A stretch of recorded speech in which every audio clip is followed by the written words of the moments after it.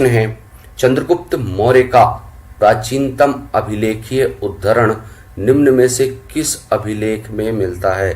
दोस्तों हमारे ऑप्शन हैं, ऑप्शन ए अशोक की बाराबरा गुफा, ऑप्शन बी दशरथ की नागार्जुनी गुफा अभिलेख, तथा सी अशोक का जूनागढ़ अभिलेख, तथा डी रुद्रदामन का जूनागढ़ अभिलेख। दोस्तों यहाँ पर प्रश्न एक बार फिर से सुनते हैं कि चंद्रगुप्त मौर्य का प्राचीनतम अभिलेखीय उद्धरण यानी चंद्रगुप्त मौर्य के बारे में सर्वप्रथम जो जानकारी है वो कहाँ से प्राप्त होती है। तो दोस्तों इसका सही उत्तर होगा ऑप्शन डी रुद्रदामन का जूनागढ़ अभिलेख। तो दोस्तों इसे हमें याद रखना है। क्वेश्चन नंबर 2 देखते हैं, निम्न में से कौन सी एक बौद्ध शाखा इस धर्म का प्रचार प्रसार भारतीय सीमा से बाहर करने के लिए प्राथमिक रूप से उत्तरदायी थी। तो दोस्तों वज्रयान, ब्रजयान, महायान और हीनयान, ये 4 ऑप्शन हमारे सामने हैं। इनमें से कौन सी वो बौद्ध धर्म की शाखा थी जो कि भारतीय सीमा के बाहर प्रचार करती थी। दोस्तों अगर हम बात करें तो 563 ईसा पूर्व में गौतम बुद्ध का जन्म हुआ और इन्होंने ही सबसे पहले बौद्ध धर्म की नींव रखी। बाद में ये बौद्ध धर्म 2 अलग अलग भागों में बंटता है जो कि हीनयान और महायान के नाम से भी जाना जाता है। अगर हम हीनयान की बात करें दोस्तों तो हीनयान उस धर्म को कहा जाता था जिसने बौद्ध धर्म में किसी भी प्रकार का बगैर परिवर्तन किए बुद्ध के मूल उपदेशों को स्वीकार किया, यानी बुद्ध की जो कठिन रास्ते थे उन्हें भी इन्होंने आजमा लिया। लेकिन अगर वहीं हम बात करें महायान की तो महायान ने बुद्ध को ईश्वर के रूप में पूजा।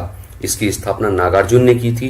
तो दोस्तों ये एक उत्कृष्ट मार्ग इसने निर्मित किया जो कि बुद्ध के कठिन मार्ग थे उसको उसने छांट दिया और एक नया मार्ग इसने बनाया। दोस्तों यहाँ पर बात हो रही है कि धर्म के प्रचार प्रसार के लिए भारतीय सीमा के बाहर कौन पहली बार गया।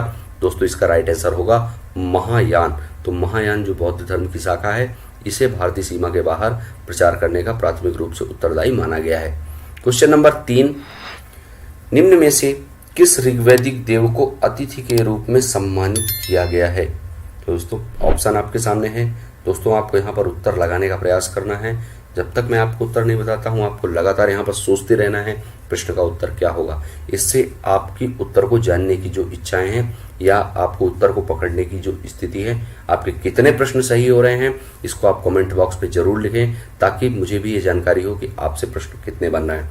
अगर हम बात करें प्रश्न क्रमांक 3 की तो यहाँ पर ऑप्शन हमारे सामने है अग्नि, इंद्र, वरुण और सोम। तो दोस्तों ऋग्वैदिक देव आपको पता है कि सभी ये ऋग्वैदिक देव हैं जिनके बारे में ऋग्वेद से जानकारी प्राप्त होती है। तो कौन सा वो देव है जो अतिथि के रूप में सम्मानित किया गया है। दोस्तों ऑप्शन ए अग्नि को अतिथि के रूप में सम्मानित किया गया है, ये हमें याद रखना है। वहीं इंद्र को पुरंदर शब्द कहा गया है यानी किलों का विजेता। क्वेश्चन नंबर 4 की अगर हम बात करें, कांसे की नर्तकी की मूर्ति उत्खनन द्वारा कहां से प्राप्त हुई है। बहुत ही अच्छा क्वेश्चन है दोस्तों, कांसे की नर्तकी। दोस्तों बहुत ही इस क्वेश्चन का अगर हम उत्तर ढूंढें तो ऑप्शन हमारे सामने है मोहनजोदड़ो, हड़प्पा, चंदूर्णो और कालीबंगा।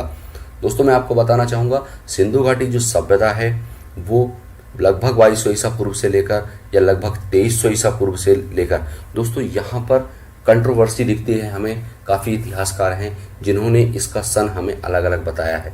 लेकिन दोस्तों अगर हम बात करें तो लगभग 3000 ईसा पूर्व से ही हड़प्पा काल का प्रारंभ माना गया है। लेकिन दोस्तों जो हमारे सामने सन आता है जो कि लगभग 2300 ईसा पूर्व से लेकर 1750 ईसा पूर्व का टाइम पीरियड है।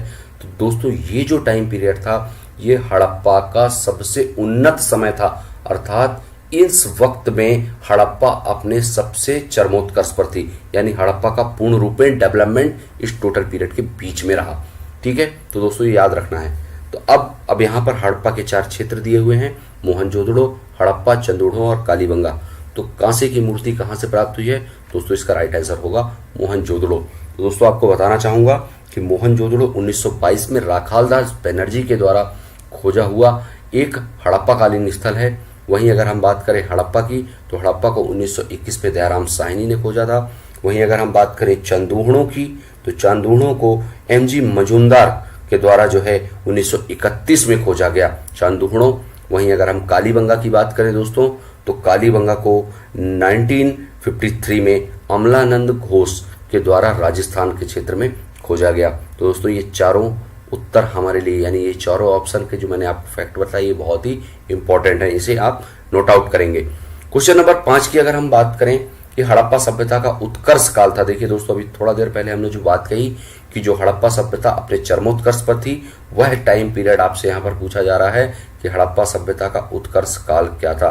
दोस्तों अगर यहाँ पर ऑप्शन पे देखेंगे तो 1000 से 600 BC, 2250 से 1750, 1500 से 1000 और 1200 से 800। तो आपको दिख रहा है दोस्तों, बचे हुए जो 3 ऑप्शन हैं वो वैदिक काल से संबंधित हैं। केवल एक ही ऑप्शन यहाँ पर उत्तर के रूप में दिखाई दे रहा है, option B is the right answer, 2250 से 1750। लेकिन कई पुस्तकों में जो कि आप लोग पढ़ते होंगे, लूसेंट आदि पुस्तकों में, यहाँ पर आपको 2300 से लेकर 1750 ईस्वी का सन मिल सकता है, इसलिए प्लीज आप कंफ्यूज ना हो। क्वेश्चन नंबर 6 की अगर हम बात करें, निम्नलिखित में से अपहरण द्वारा विवाह किसका अर्थ है, यानी कौन से विवाह में अपहरण करके बालिका के साथ विवाह किया जाता था। तो यहाँ पर ऑप्शन है राक्षस विवाह, पैशाच विवाह, देव विवाह और गंधर्व विवाह। तो दोस्तों आपको पता है कि जो भगाकर विवाह किया जा रहा है शब्द से ही संबंधित है, तो दोस्तों इसका राइट आंसर होगा ऑप्शन ए, राक्षस विवाह में अपहरण करके विवाह किया जाता था। क्वेश्चन नंबर अगर हम 7 की बात करें दोस्तों, तो नवपाषाण काल के संदर्भ में निम्नलिखित कथनों में से कौन सा कथन असत्य है। दोस्तों आपको पता है कि प्रागैतिहासिक काल का जो टाइम पीरियड है उसे 3 भागों में बांटा गया है। सबसे पहले पुरापाषाण काल, उसके बाद मध्यपाषाण काल और उसके बाद अगर हम बात करें तो नवपाषाण काल। तो आपको पता होगा 2.5 लाख ईसा पूर्व से लेकर लगभग 10,000 ईसा पूर्व का जो समय है वो पुरापाषाण काल के रूप में जाना जाता है। वहीं 10,000 ईसा पूर्व से लेकर 6,000 ईसा पूर्व तक का जो समय है ये जो है मध्यपाषाण काल के नाम से जाना जाता है। वहीं 6,000 ईसा पूर्व से लगभग 3,000 ईसा पूर्व का जो टाइम है वो दोस्तों नवपाषाण काल के रूप में जाना जाता है। दोस्तों आइए हम बात करते हैं कि कौन सा कथन असत्य है। तो ऑप्शन ए है हड्डी के बने हथियारों का प्रयोग करते थे। तो बिल्कुल सही है दोस्तों, नवपाषाण काल में लोग हड्डी के बने हथियारों का प्रयोग करते थे। सर्वप्रथम इन्होंने हड्डी के कुछ बड़े हथियार बनाए, बाद में इन हथियारों की जो उपयोगिता के अनुसार छोटे हथियारों को भी निर्माण इनके द्वारा किया गया। लोग भवन निर्माण की कला जानते थे। तो बिल्कुल दोस्तों नवपाषाण काल में ये लोग अब भवन बनाना यानी घरों में रहना सीख गए थे। नदियों के किनारे ये अपने स्थान को बनाते थे, यानी अपने घर को बनाते थे ताकि इन्हें खेती और अन्य जल की कोई भी कमी महसूस ना हो। अगर हम बात करें कि पिकली हल में नवपाषाण कालीन युगीन पशुपालन के अवशेष मिले हैं, बिल्कुल सही बात है दोस्तों। पिकली हल में नवपाषाण कालीन युगीन के सभ्यता के पशुपालन के अवशेष प्राप्त हुए हैं। दोस्तों अगर मैं आपको बताऊं तो नवपाषाण कालीन जो पशुपालन के सर्वप्रथम अवशेष प्राप्त हुए हैं वो कहाँ से प्राप्त हुए हैं। तो दोस्तों राजस्थान के नागौर और आदमगढ़ होशंगाबाद से पशुपालन के सर्वप्रथम साक्ष्य प्राप्त हुए हैं। ये बात हमें याद रखना है दोस्तों। लगभग 5,000 ईसा पूर्व में सबसे पहले हमें पशुपालन के साक्ष्य प्राप्त हुए हैं आदमगढ़ होशंगाबाद और नागौर राजस्थान से। ये बहुत ही महत्वपूर्ण फैक्ट है। डी अगर हम ऑप्शन देखें तो गुफ्त कराल में प्राप्त कब्रों के में मालिक के साथ पालतू कुत्तों को दफनाने का अवशेष मिला है। दोस्तों यहाँ पर असत्य कथन अगर हमें देखना है तो ऑप्शन डी बिल्कुल साफ साफ दिख रहा है कि गुफ्त कराल से जो प्राप्त कब्र है वहाँ पे मालिक के साथ पालतू कुत्तों को दफनाने के अवशेष नहीं मिले हैं। अगर हम बात करें तो हमें ये जो अवशेष प्राप्त हुए हैं ये बुर्ज होम अर्थात जम्मू कश्मीर से हमें ये अवशेष प्राप्त हुए हैं, यानी ऑप्शन डी असत्य है। राइट आंसर होगा ऑप्शन डी। क्वेश्चन नंबर 9 की अगर हम 8 की बात करें तो हड़प्पा संस्कृति की विशेषताओं के संदर्भ में निम्नलिखित कथनों पर विचार कीजिए। तो कथन है हमारा यह नगरीय संस्कृति थी, दूसरा कथन है ये इनकी लिपि चित्रात्मक थी और तीसरा कथन है इन लोगों ने मापन प्रणाली का विकास किया। दोस्तों बिल्कुल सही है ये तीनों कथन। आपको पता है कि सबसे उन्नत नगरीय जो संस्कृति थी वो हड़प्पा कालीन सभ्यता थी। वहीं अगर हम इनकी लिपि की बात करें तो भाव चित्रात्मक लिपि थी जो कि अब तक पढ़ी नहीं जा सकी है। वहीं अगर हम तीसरे कथन की बात करें कि इन लोगों के द्वारा मापन प्रणाली, तो बिल्कुल सही बात है दोस्तों। 16 के गुणज का प्रयोग करते थे ये अपनी मापन प्रणाली में, अपनी तौल प्रणाली में। तो दोस्तों ये तीनों प्रणालियां जो है इस हड़प्पा सभ्यता की संस्कृति के विषय में सत्य हैं। तो हमारा राइट आंसर होगा ऑप्शन डी 1, 2, 3 तीनों।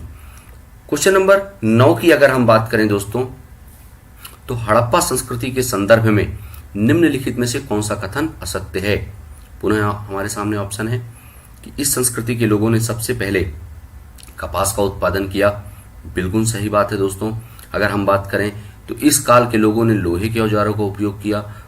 अगर हम तीसरे कथन की बात करें कि इस काल के लोग तिल और सरसों का उत्पादन करते थे, तो बिल्कुल ये तो बात 100% सही है कि यहाँ के लोग कृषि करते थे और यहाँ पर तिल और सरसों का भी उत्पादन होता था। अगर हम बात करें कालीबंगा में जुते हुए खेत के अवशेष प्राप्त हुए हैं, तो बिल्कुल सही बात है।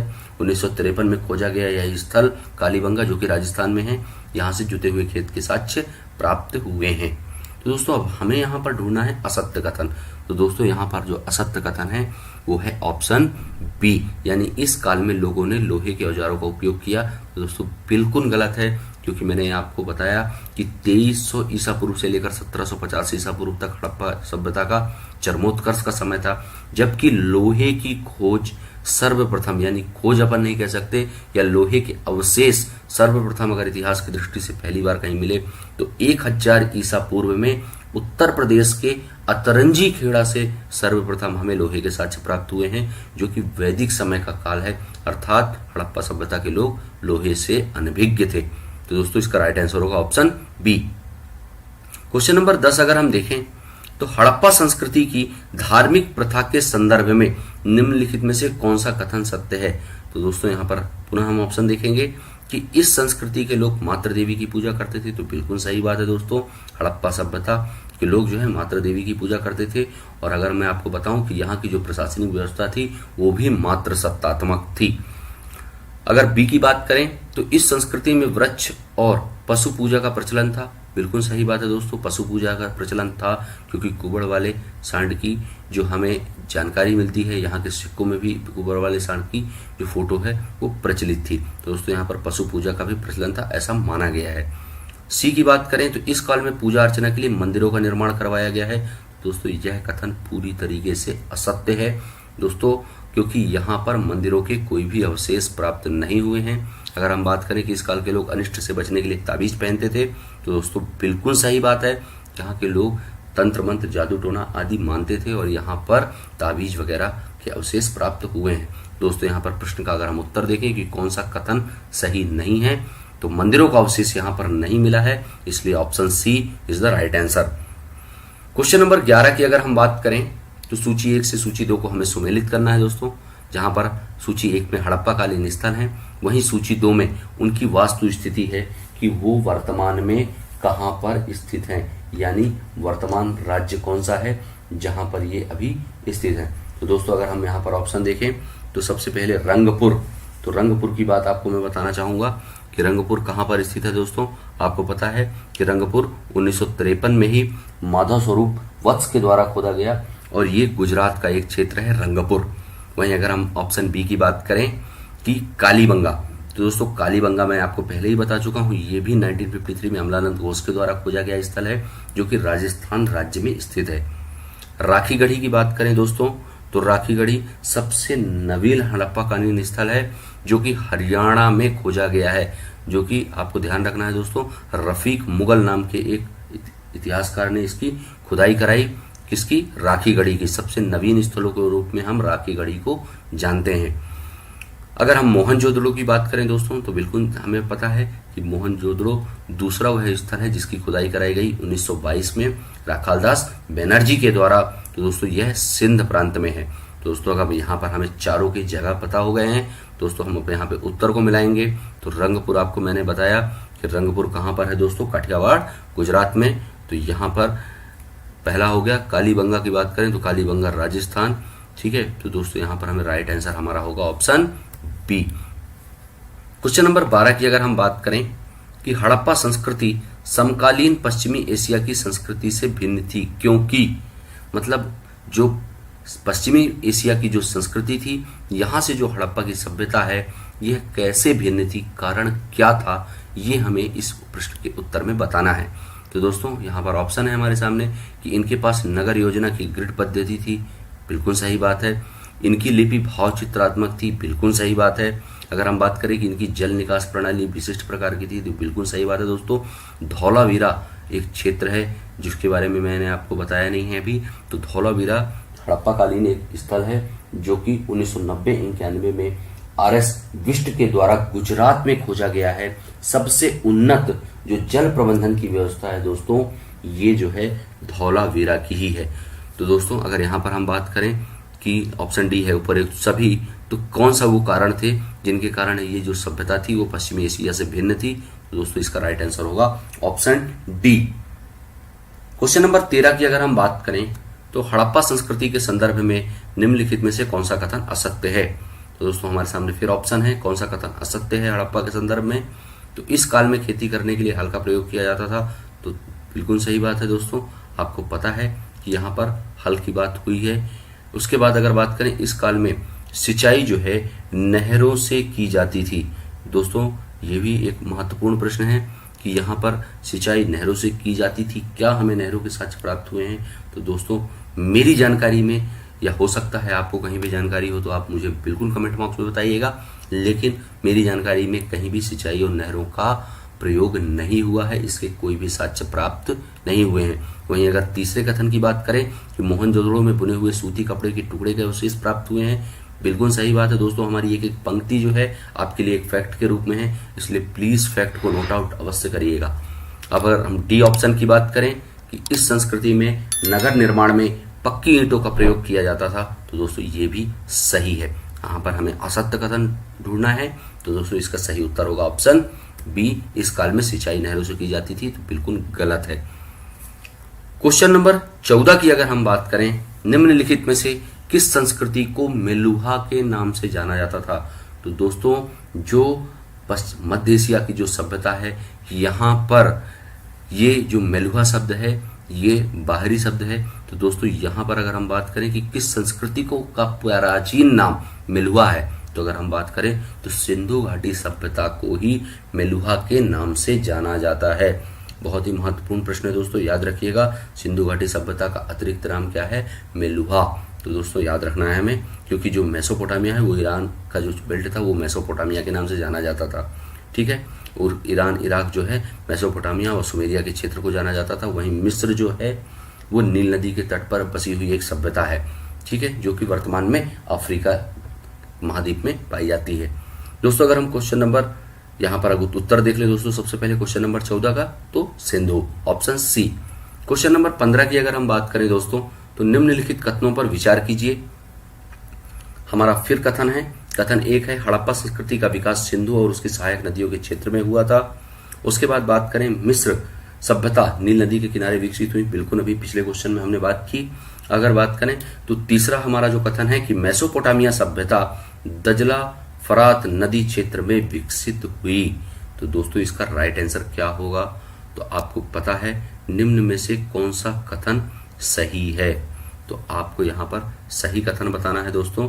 तो इसका अगर हम सही उत्तर बोलेंगे दोस्तों, ये तीनों के तीनों कथन सही हैं, तो दोस्तों इसका राइट आंसर होगा ऑप्शन डी, यानी 1 2 3, है ना। तो दोस्तों यहाँ पर याद रखना है हड़प्पा सभ्यता का जो विकास है वो सिंधु और उसके 7 सहायक नदियां, जिन्हें सप्त सैंधव प्रदेश भी कहा जाता है, इन 7 नदियों का जो क्षेत्र है वो सप्त सैंधव प्रदेश के रूप में जाना जाता है, जिसमें झेलम, चिनाब, रावी, सतलज, सरस्वती, सिंधु, है ना।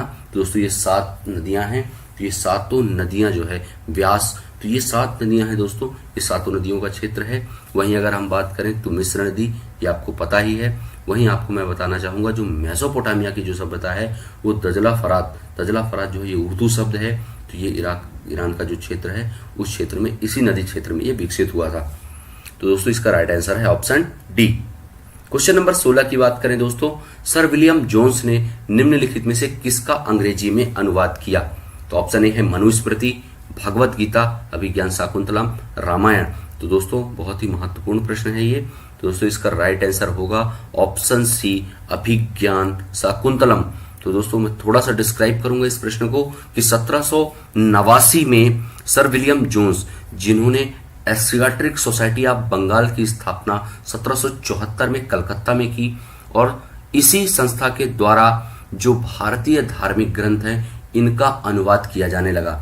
अभिज्ञान शाकुंतलम का जो अनुवाद है वो सर विलियम जोन्स ने 1789 में किया, यानी 1789 ईस्वी में विलियम जोन्स ने अभिज्ञान शाकुंतलम का अंग्रेजी में अनुवाद किया। चूंकि भारतीय सभ्यता को अंग्रेज समझना चाहते थे, इसलिए इन्होंने भारत के धार्मिक ग्रंथों का अनुवाद कराना प्रारंभ किया। क्वेश्चन नंबर 17 की अगर हम बात करें कि भारत के इतिहास का पहला सुव्यवस्थित इतिहास निम्नलिखित में से किस विद्वान के द्वारा तैयार किया गया। तो दोस्तों यहां पर बात की जा रही है पहला सुव्यवस्थित इतिहास। तो ऑप्शन है हमारा Max Muller, Vincent Arthur Smith, Rajendra Lal Mitra तथा विल्किंस महोदय। ये 4 महोदय हैं। इन चारों के द्वारा इनमें से कौन वो व्यक्ति है जिसने पहला सुव्यवस्थित इतिहास भारत का हमारे सामने प्रस्तुत किया। तो दोस्तों हमारा सही उत्तर है विसेंट आर्थर स्मिथ। तो दोस्तों मैं इसके बारे में बताना चाहूंगा कि 1904 में विसेंट आर्थर स्मिथ ने अर्ली हिस्ट्री ऑफ इंडिया के नाम से प्राचीन भारत का इतिहास एक पुस्तक लिखी, जो कि सुव्यवस्थित एक इतिहास था भारत का पहला। दोस्तों याद रखना है विसेंट आर्थर स्मिथ 1904 में अर्ली हिस्ट्री ऑफ इंडिया इनकी पुस्तक का नाम था। दोस्तों याद रखना है early history of India. Question number 18 की हम बात करें तो भारतीय इतिहास के लेखकों के संदर्भ में निम्नलिखित में से कौन सा कथन असत्य है। तो दोस्तों यहाँ पर थोड़ा सा आपके लिए ये कठिन हो सकता है प्रश्न। तो दोस्तों लेकिन यहाँ पर हम इसको समझेंगे कि हमारा पहला है कि पांडुरंग वामन काणे ने कीर्ति स्तंभ, हिस्ट्री ऑफ धर्मशास्त्र, सामाजिक नियमों और आचारों का विश्वकोश, यानी ये जो पांडुरंग वामन काणे हैं उन्होंने एक कीर्ति स्तंभ लिखा है जो कि हिस्ट्री ऑफ धर्मशास्त्र ये पुस्तक का नाम है। यहाँ के जो सामाजिक आयाम और नियम है वो ये जो सामाजिक आयाम और नियम है उनका ये विश्वकोश है। बी ऑप्शन है देवदत्त रामकृष्ण भंडारकर ने सम्राट अशोक पर लेखन कार्य किया है। दोस्तों बिल्कुल सही बात है, देवदत्त रामकृष्ण भंडारकर ने सम्राट अशोक पर लेखन कार्य किया है। अगर हम ऑप्शन सी की बात करें तो एस कलतेकर ने हिस्ट्री ऑफ साउथ इंडिया का लेखन किया है। दोस्तों तो मैं आपको बताना चाहूंगा अल्तकीकर ने कभी भी साउथ इंडिया पर कोई भी पुस्तक नहीं लिखी है, यानी यहाँ पर यह ऑप्शन गलत है। अगर हम डी की बात करें तो डी कौशाम्बी ने अपने लेखन में भारतीय समाज के आर्थिक और सांस्कृतिक इतिहास को प्रस्तुत किया गया है। तो दोस्तों बिल्कुल सही बात है, डी कौशाम्बी ने भारतीय समाज के आर्थिक और सांस्कृतिक इतिहास को बहुत ही सुंदर ढंग से प्रस्तुत किया है। दोस्तों अगर हम यहाँ पर असत्य कथन की बात करेंगे तो इसका सही उत्तर होगा ऑप्शन सी। क्वेश्चन नंबर 19 की बात करें दोस्तों तो ताम्रपाषाण संस्कृति के संदर्भ में निम्नलिखित कथनों में से कौन सा कथन असत्य है। तो हमारे सामने ऑप्शन है। ऑप्शन ए, इस काल में कपास की कृषि की जा सकती थी। बिल्कुल सही बात है दोस्तों, बार बार वही ऑप्शन रिपीट हो रहे हैं क्योंकि ऑप्शन है ही नहीं है, लिमिटेड ऑप्शन है, बहुत छोटा चैप्टर है हड़प्पा, तो आपको बिल्कुल बहुत अच्छे से तैयार करना है। हमारा दूसरा ऑप्शन है इस काल के लोग केवल काले और लाल मृदभांड का उपयोग करते थे। वहीं ऑप्शन सी है कि अहाड़ के लोग पत्थर के बने घरों में रहते थे। और ऑप्शन डी है कि इस काल के लोग जो है वस्त्र निर्माण की विधि जानते थे। निम्नलिखित में से कौन सा कथन असत्य है। तो दोस्तों यहाँ पर जो सही उत्तर होगा कौन सा होगा कि ताम्रपाषाण संस्कृति में कौन सा कथन असत्य है। तो दोस्तों इसका राइट आंसर होगा ऑप्शन बी कि इस काल के लोग केवल काले व लाल मृदभांड का उपयोग करते थे। तो बिल्कुल नहीं दोस्तों, यहाँ पर भी चित्रित धूसर मृदभांड भी उपयोग में धीरे धीरे आने लगे हैं। तो दोस्तों याद रखना है कि मृदभांडों से ही सबसे पहले हम ये जानकारी लगा सकते हैं कि यह किस युग की बात की जा रही है। यानी एक समय का जो डिवाइडेशन है दोस्तों, वो सबसे पहले जो डिवाइड करने का जो मूल स्रोत है वो मृदभांड है। इसलिए कभी भी आपसे अगर प्रश्न पूछा जाए कि प्राचीन इतिहास के समय को अगर हम विभाजक माने तो उसका मूल उत्तर क्या होगा, तो आपको बताना है मृदभांड। क्वेश्चन नंबर 20 की अगर हम बात करें, निम्नलिखित में से कौन सा स्थल किलाबंद और खाई से घिरा हुआ है। यानी कौन सा वो हड़प्पा कालीन स्थल है जो कि किलाबंद है, यानी उसका किला चारों तरफ से घिरा हुआ है और वो खाई से घिरा हुआ है। वह कौन सा स्थल ऐसा प्राप्त हुआ है। तो दोस्तों यहाँ पर ऑप्शन है दायमाबाद, सोनगांव, इनाम गांव और चंदौली। तो दोस्तों इसका राइट आंसर है इनाम गांव। क्वेश्चन नंबर 21 की अगर हम बात करें, निम्नलिखित में से किस संस्कृति को हड़प्पा संस्कृति से पृथक माना जाता है। हमारे सामने 4 संस्कृतियों के नाम दिए हुए हैं, मालवा, जोरवे, कायथा और गणेश्वर। तो दोस्तों अगर हम बात करें कि निम्न में से कौन सी संस्कृति है जो हड़प्पा संस्कृति से पृथक मानी गई है, दोस्तों इसका राइट आंसर होगा हमारा ऑप्शन बी, यानी केवल 1 और 2, यानी मालवा और जो जोरवे की संस्कृति है ये हड़प्पा संस्कृति से पृथक मानी गई है। वहीं कायथा और गणेश्वर जो सभ्यता है ये हड़प्पा संस्कृति के समकालीन मानी गई है, यानी एकदम समान मानी गई है। तो दोस्तों इसका हमें उत्तर याद रखना है, जो मालवा और जोरवे है ये हड़प्पा संस्कृति से पृथक मानी गई है।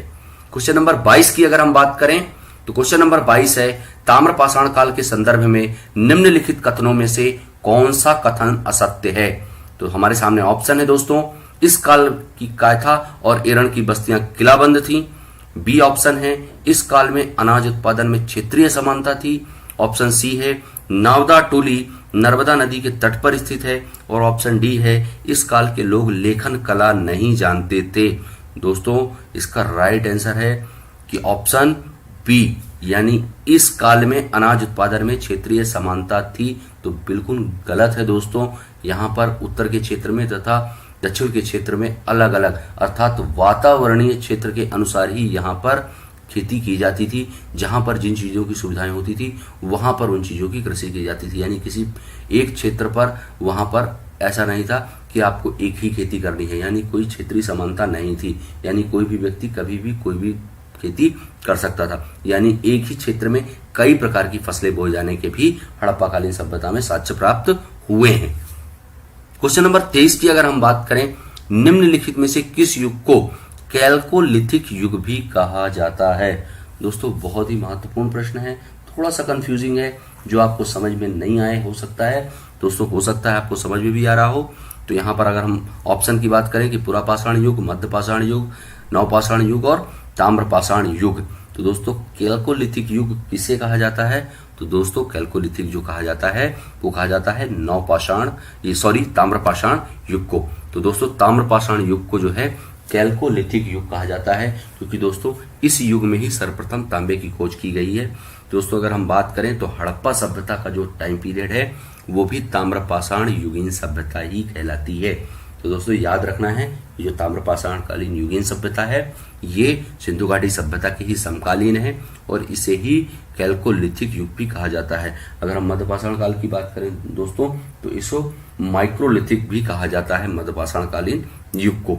तो दोस्तों क्वेश्चन नंबर 24 की बात करें तो क्वेश्चन नंबर 24 है कि मध्यपाषाण काल के संदर्भ में निम्नलिखित कथनों में से कौन सा असत्य है। कि दोस्तों इस युग के लोग पशुपालन करने लगे थे। इस युग को सूक्ष्म पाषाण यानी माइक्रोलिथिक्स औजारों का प्रयोग होता था। दोस्तों कुछ ऑप्शन सी है, मध्यपाषाण के अवशेष केवल दक्षिण भारत की गोदावरी नदी के तट पर फैले हुए थे। तथा ऑप्शन डी है, पशुपालन के प्राचीनतम साक्ष्य आदमगढ़ से मिले हैं। तो दोस्तों यहाँ पर अगर हम बात करें ऑप्शन ए की तो बिल्कुल सही है कि यहाँ पर हमें पशुपालन के साक्ष्य प्राप्त होने लगे थे 5000 ईसा पूर्व के समय से। वहीं पे बात करेंगे कि इस युग में सूक्ष्म पाषाण यानी माइक्रोलिथिक औजारों का प्रयोग होता था। तो बिल्कुल आपको मैंने पहले ही बताया है कि मध्यपाषाण काल को माइक्रोलिथिक युग भी कहा जाता है। वहीं अगर हम तीसरे अपने ऑप्शन की बात करें कि मध्यपाषाण काल के अवशेष केवल दक्षिण भारत की गोदावरी नदी के दक्षिण तक मिले हैं, तो बिल्कुल नहीं दोस्तों, ये बिल्कुल ही इसका ये ऑप्शन गलत है। वहीं अगर हम डी की बात करें कि पशुपालन के प्राचीनतम साक्ष्य आदमगढ़ से मिले हैं, तो मैंने आपको पहले ही बताया है कि 5000 ईसा पूर्व में आदमगढ़ होशंगाबाद तथा बागोर राजस्थान से सबसे पहले यहाँ पर पशुपालन के साक्ष्य प्राप्त हुए हैं। तो दोस्तों अगर इसके सही उत्तर की बात करेंगे तो option C is the right answer, यानी यह कथन असत्य है। क्वेश्चन नंबर 25 यानी अपने अंतिम प्रश्न की ओर हम बढ़ेंगे। तो निम्नलिखित में से किस काल में सर्वप्रथम कृषि उत्पादन शुरू हुआ। दोस्तों बहुत ही महत्वपूर्ण प्रश्न है कि सर्वप्रथम कृषि उत्पादन शुरू कब हुआ। तो दोस्तों आपको पता होगा कि कृषि के जो साक्ष्य हुए हैं प्राप्त हुए हैं हमें, वो सबसे पहले साक्ष्य 7000 ईसा पूर्व में मेहरगढ़ बलूचिस्तान से हमें दोस्तों कृषि के सर्वप्रथम साक्ष्य प्राप्त हुए हैं। दोस्तों यहाँ पर टाइम पीरियड पूछ रहा है कि कौन से युग में सबसे पहले जो है कृषि उत्पादन प्रारंभ हुआ। तो दोस्तों अगर हम इसके सही उत्तर की बात करेंगे तो इसका सही उत्तर है नवपाषाण काल। तो नवपाषाण काल में दोस्तों सर्वप्रथम कृषि उत्पादन प्राप्त हुआ। लेकिन अगर हम साक्ष्य की बात करेंगे दोस्तों तो साक्ष्य हमें सर्वप्रथम कृषि के 7000 ईसा पूर्व में मेहरगढ़ बलूचिस्तान में ही प्राप्त हो चुका है। लेकिन यहाँ पर चूंकि प्रश्न पूछा जा रहा है कि कृषि उत्पादन कब शुरू हुआ, यानी पूरी तरीके से एक उन्नत कृषि कब आई, जब कृषि की पैदावार अच्छी हुई, तो दोस्तों वो है नवपाषाण काल। लेकिन अगर हम बात करें कि सबसे पहला साक्ष्य कहां से प्राप्त हुआ, तो मेहरगढ़ बलूचिस्तान से 7000 ईसा पूर्व में प्राप्त हुआ। यह हमें याद रखना है। तो दोस्तों, इस प्रकार से हमारे ये 25 महत्वपूर्ण प्रश्न यहीं पर समाप्त होते हैं। बहुत बहुत धन्यवाद आपको कि आपने हमारी वीडियो को इतनी अच्छी तरीके से देखा। दोस्तों, अगर आपने हमारे चैनल को सब्सक्राइब नहीं किया है तो प्लीज चैनल को सब्सक्राइब करना ना भूलें। आपसे इन पूरे एमसीक्यूज में कितने प्रश्न बन रहे हैं प्लीज अपने कमेंट बॉक्स में जरूर लिखें, ताकि हमें ये जानकारी हो पाए कि ये एमसीक्यूज आपके लिए कितने प्रभावी हो रहे हैं। तो दोस्तों, मैं अंकित सिंह एक बार फिर से आपको धन्यवाद देता हूं। जय हिंद, जय भारत।